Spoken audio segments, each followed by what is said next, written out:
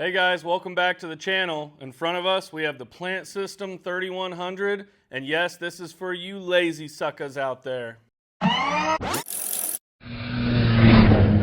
So, as you can see in front of us, we have some plants growing here, and we have a tank and a light. We got some fans. We have a laptop here. So, what does all this do? Well, it grows plants all on its own. The only thing that you have to do every now and again is fill the tank with water whenever it gets low. Okay, so the main controller on this is an Arduino, and this is one of their newer Opta series, and it's supposed to be like a PLC, so we decided to put it to the test on this project. One thing I wanted to point out is one of our LEDs on the front, we've programmed that to alert us when the water's low. So you can see inside here, we have a pump and we have a float. And then those are connected to a 3D printed cap right up here. So anyways, the float is now alerting us with this blinking light that it's low. So the only maintenance you have to do is fill her up.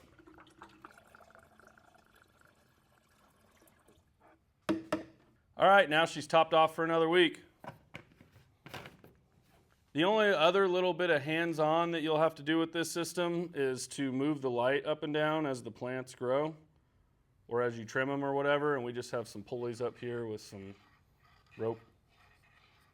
So the next feature we want to talk about is the sensor.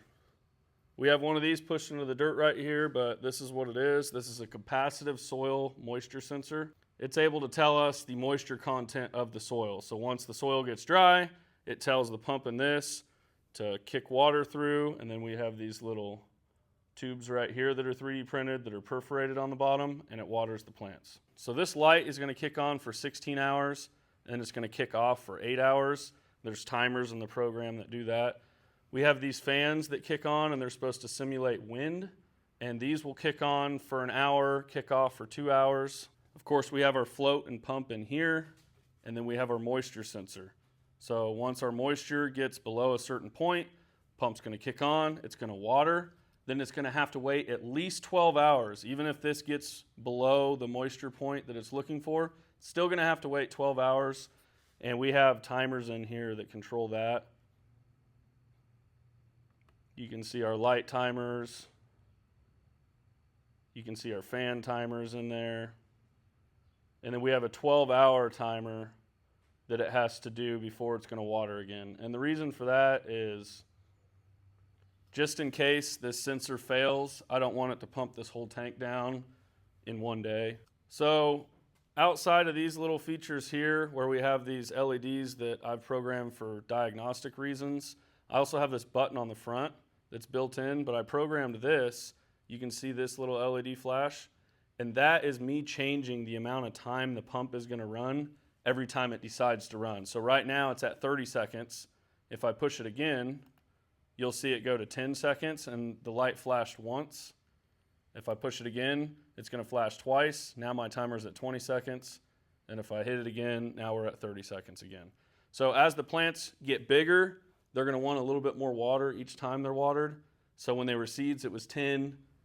They're at 20. And now they're so large that I'm actually going to kick it up to 30. So we will simulate this watering once. Right now on the screen, you can see that my moisture content is jumping around, but it's somewhere around, I'd say 45 is about the average. It has to be below 40 for at least 20 seconds before it's going to water. So I can just pull this sensor out of the ground, and now the moisture is going to be below 40. And there we go. We got a little leak right here, but not too worried about that. These are 3D printed.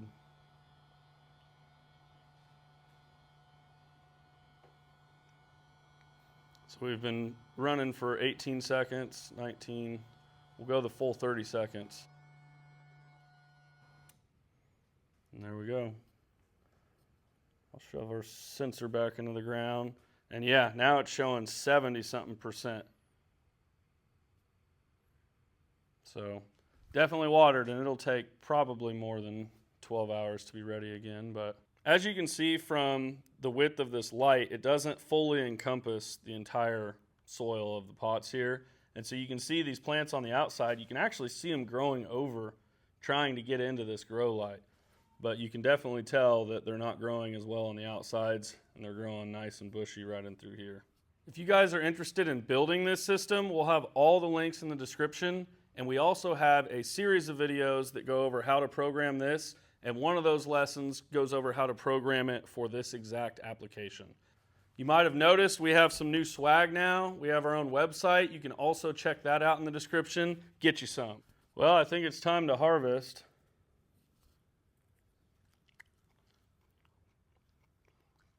Tastes like cilantro.